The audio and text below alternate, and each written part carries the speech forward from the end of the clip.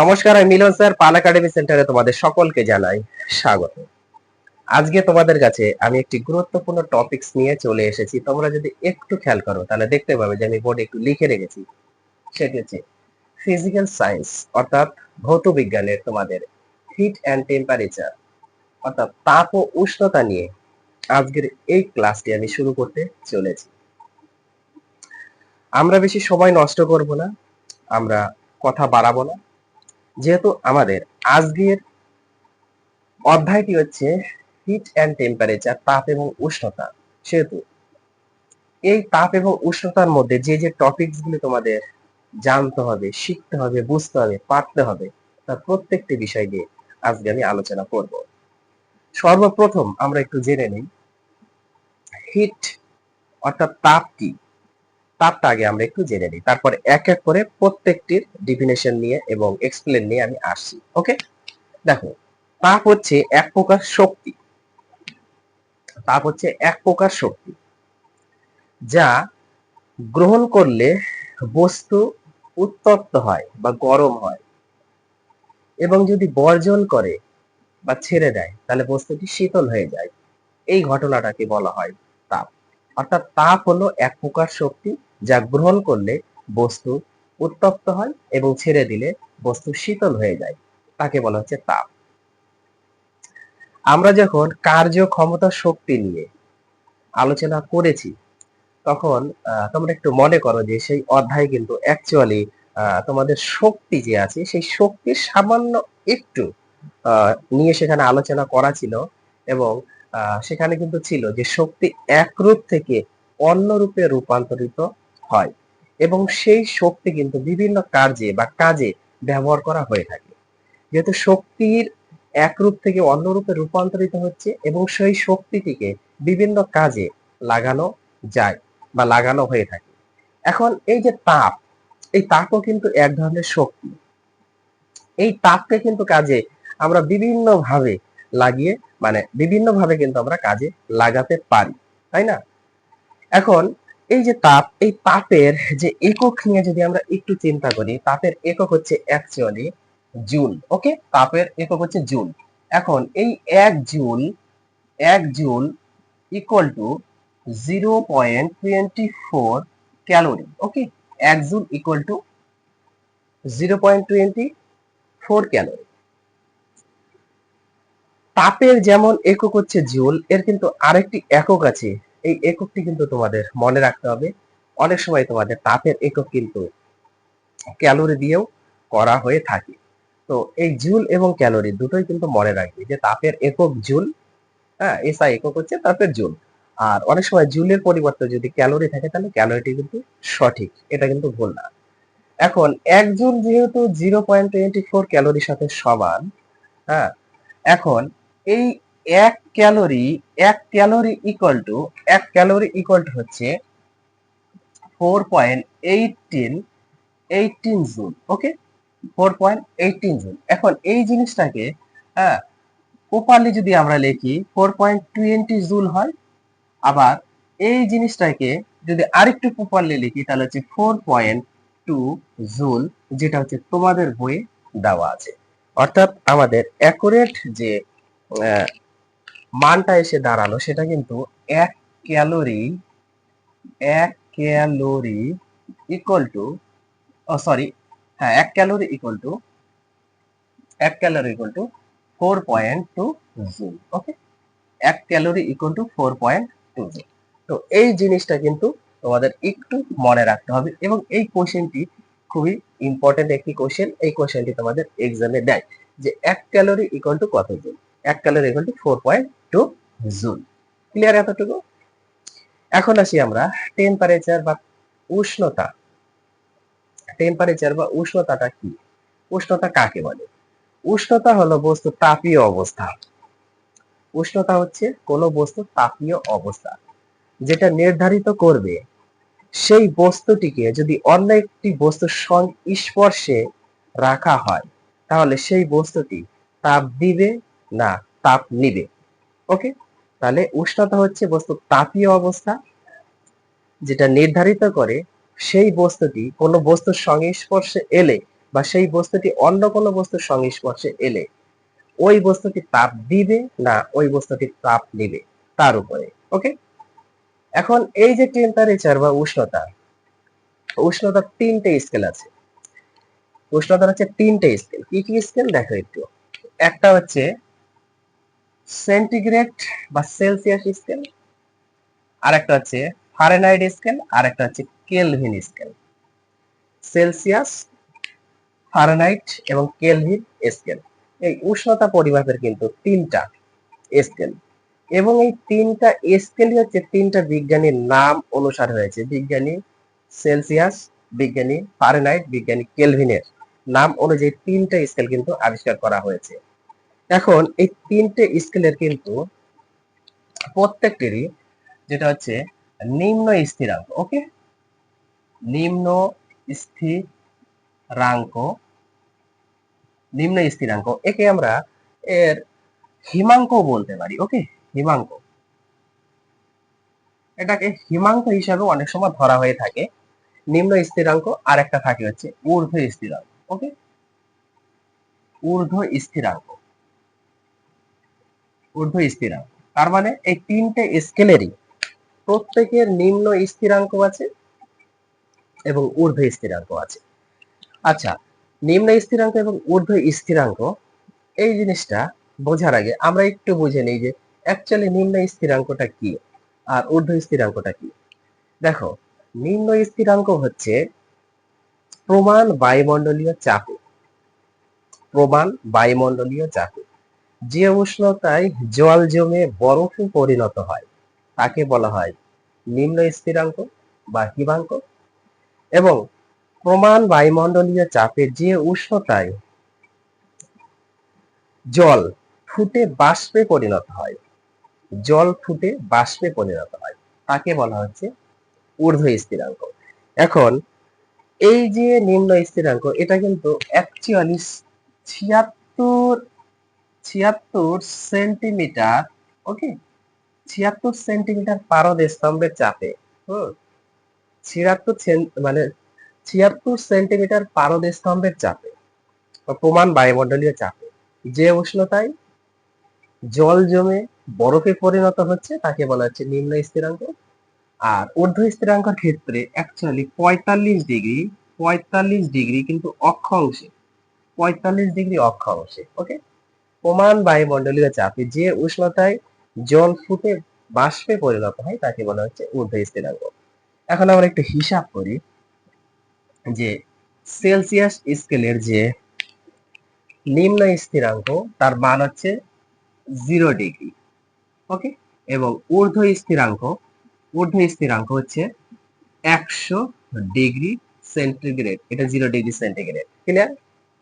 Fahrenheit এর হচ্ছে 32 degree Fahrenheit নিম্ন স্থিরাঙ্ক এবং ঊর্ধ্ব স্থিরাঙ্ক হচ্ছে 212 ডিগ্রি ফারেনহাইট। ক্লিয়ার? কেলভিনের যদি আমরা হিসাব করি তাহলে 273 ডিগ্রি কেলভিন, আর ঊর্ধ্বটা হচ্ছে 373 ডিগ্রি কেলভিন।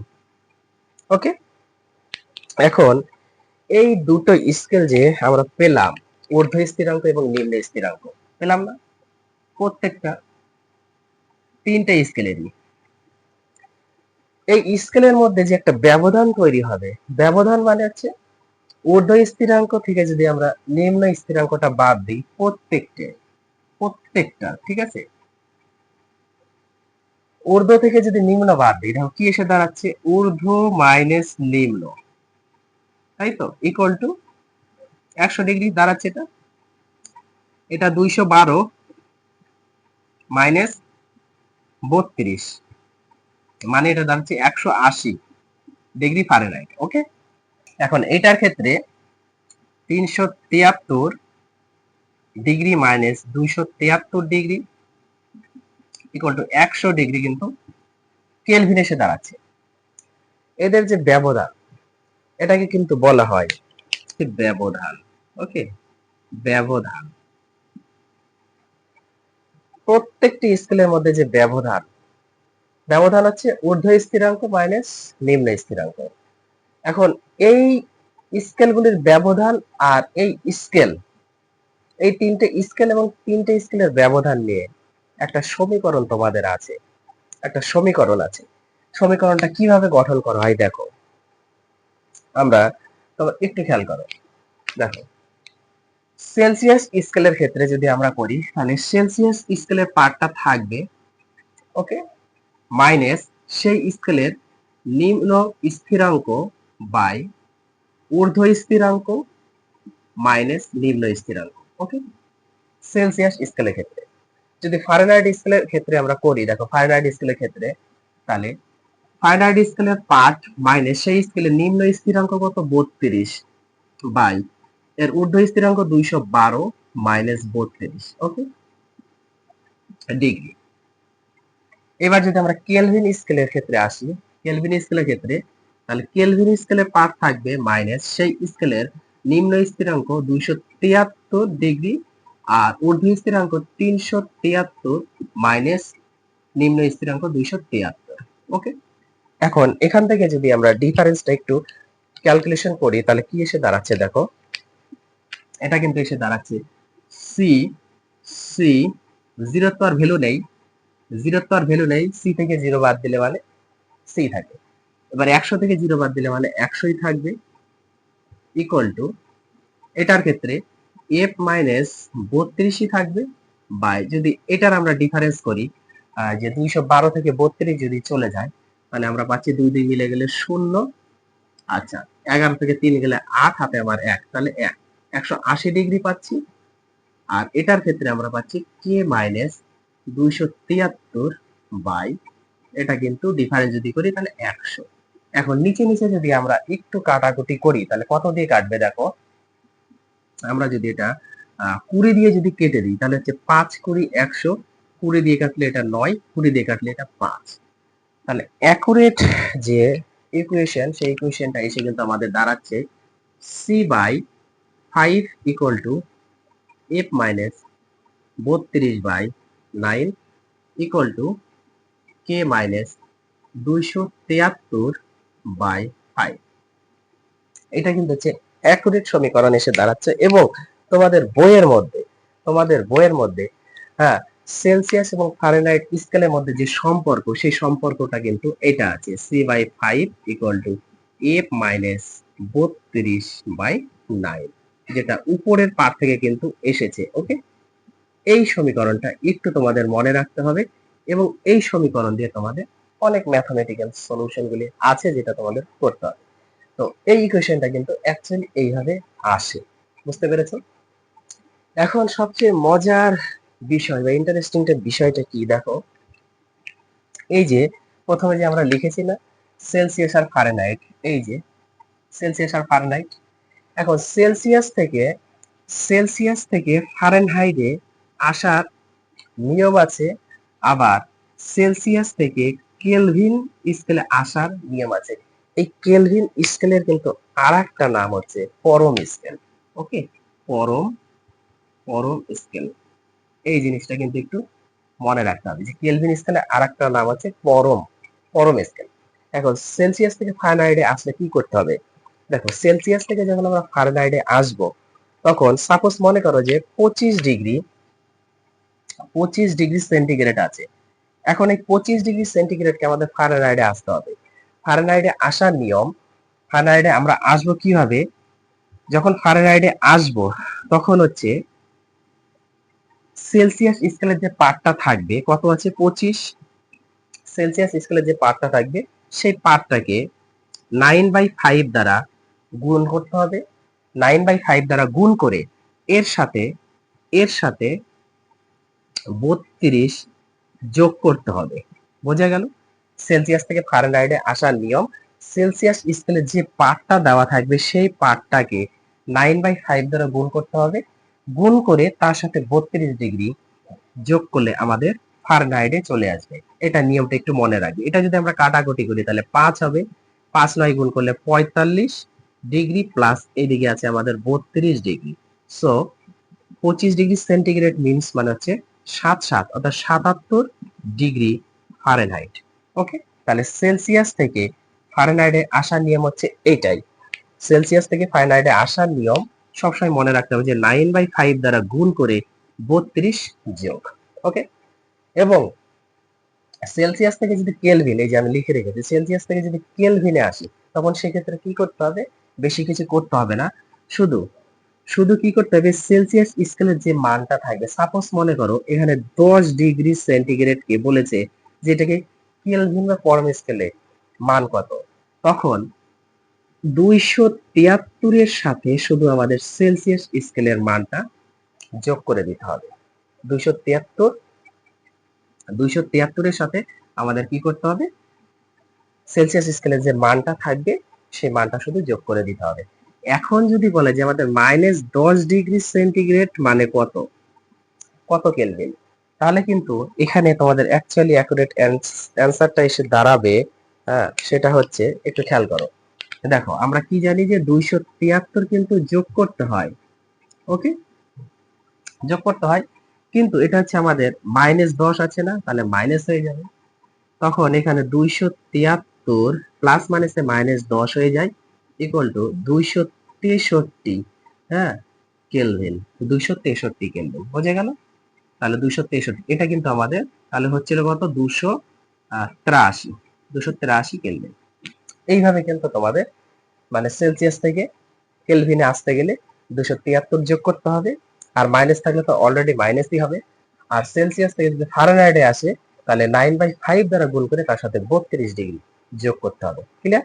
এই দুটো রিলেশন খুবই ইম্পর্টেন্ট, এবং এই যে রিলেশনটা c/5 equal to 8 minus 32/9, very very very important. Okay, অনেক এক্সামে এখান থেকে কোশ্চেন এসে থাকে। তাহলে তাপ এবং উষ্ণতা নিয়ে যতটুকু অ্যাকচুয়ালি তোমাদের এখানে বোঝার দরকার ছিল তার প্রত্যেকটি বিষয় কিন্তু আমি এখানে বুঝিয়ে দিলাম। এর আগে তোমাদের আমি এই তাপ সম্পর্কিত বা তাপের ঘটনা সমূহে এই অধ্যায়েরই তোমাদের দুটো ক্লাস কিন্তু আমি অলরেডি আপলোড করে রেখেছি, যারা দেখেন একটু দেখবে। প্রথম পার্ট 1 এর ক্লাসে আমি সেখানে আলোচনা করেছি যে কঠিন পদার্থের আয়তন প্রসারণ নিয়ে। এখন কঠিন পদার্থের ক্ষেত্রে আয়তন প্রসারণ 3 ধরনের ছিল, একটা হচ্ছে দৈর্ঘ্য প্রসারণ গুণাঙ্ক, ক্ষেত্র প্রসারণ গুণাঙ্ক এবং আয়তন প্রসারণ গুণাঙ্ক। এবং দৈর্ঘ্য প্রসারণ গুণাঙ্ক, ক্ষেত্র প্রসারণ গুণাঙ্ক, আয়তন প্রসারণ গুণাঙ্কের মধ্যে একটা তোমাদের সম্পর্ক ছিল আলফা বিটা গামার মধ্যে, আমি দেখিয়েছি সম্পর্কটা, একটু দেখবা পার্ট 1 এর ক্লাসটা। আর 2 নাম্বার পার্টে আমি সেখানে আলোচনা করেছি হচ্ছে তোমাদের তরল পদার্থের আয়তন প্রসারণ নিয়ে। তরল পদার্থের আয়তন প্রসারণ সেটা হচ্ছে 2 ধরনের হয়, একটা হচ্ছে তরলের আপাত আয়তন প্রসারণ গুণাঙ্ক, আর একটা হচ্ছে তরলের প্রকৃত আয়তন প্রসারণ গুণাঙ্ক। আপাত আয়তন প্রসারণ হচ্ছে গামা এ, আর যে প্রকৃত প্রসারণ গুণাঙ্ক সেটা হচ্ছে গামা আর। এখানে গামা এ গামা আর এর মধ্যে একটা রিলেশন ছিল যে গামা আর ইকুয়াল টু তোমাদের গামা এ প্লাস গামা বি, সেটা আমি দেখিয়েছি। তো এই দুটো ক্লাস একটু অ্যাটেন্ড করবা। আর এই পার্টটা যেহেতু তোমাদের অ্যাকচুয়ালি মাধ্যমিক লেভেলের জন্য কিন্তু এই পার্টটা নেই, তো এই পার্টটা নেই জন্য যে ছেড়ে দিতে হবে। তো মেন টপিকস হচ্ছে এখান থেকেই তোমাদের শুরু হয় অ্যাকচুয়ালি হিট অ্যান্ড টেম্পারেচারের এই ঘটনাগুলো তোমাদের একটু জানতে হবে, জানার পরে তোমাদের ওই পার্টগুলা। ওকে, তো আমি সর্বপ্রথম তোমাদের সিলেবাস ভিত্তিক দিয়েছি, তো এই পার্টটা হচ্ছে খুবই ইম্পর্টেন্ট পার্ট, এখান থেকে তোমাদের অনেক ম্যাথমেটিক্যাল সলিউশন গুলি থাকবে, একটু গুরুত্ব দিয়ে ক্লাসগুলো দেখতে থাকো। আর তোমাদের আরেকটা পার্ট বাকি আছে, সেটা হচ্ছে বায়বীয় বা গ্যাসীয় পদার্থের মানে আয়তন প্রসারণে আরেকটা ক্লাস বাকি আছে, তো আমি সেখানে দিব। তারপরে এই অধ্যায়ে তোমাদের আরেকটু বাকি আছে, যেটা হচ্ছে আপেক্ষিক তাপ, জল সম নিয়ে কিছু কথা আছে, তো সেখানে আমি আপেক্ষিক তাপ এবং জল সম মানে আমি চাইছি যে এই দুটো একসঙ্গে আমি একটা ক্লাস করব, আর যেটা আমাদের বায়বীয় পদার্থ বা গ্যাসীয় পদার্থ যেটা আছে সেটা আলাদা একটা, তো সেপারেটলি আমি ক্লাস দেওয়ার চেষ্টা করছি। তো অলরেডি আজকের ক্লাস দিয়ে 3টে ক্লাস হয়ে গেল, তোমরা একটু দেখো। আমি আবার আসবো পরবর্তী পার্ট নিয়ে, তাহলে আজকের মতো এখানেই শেষ করছি।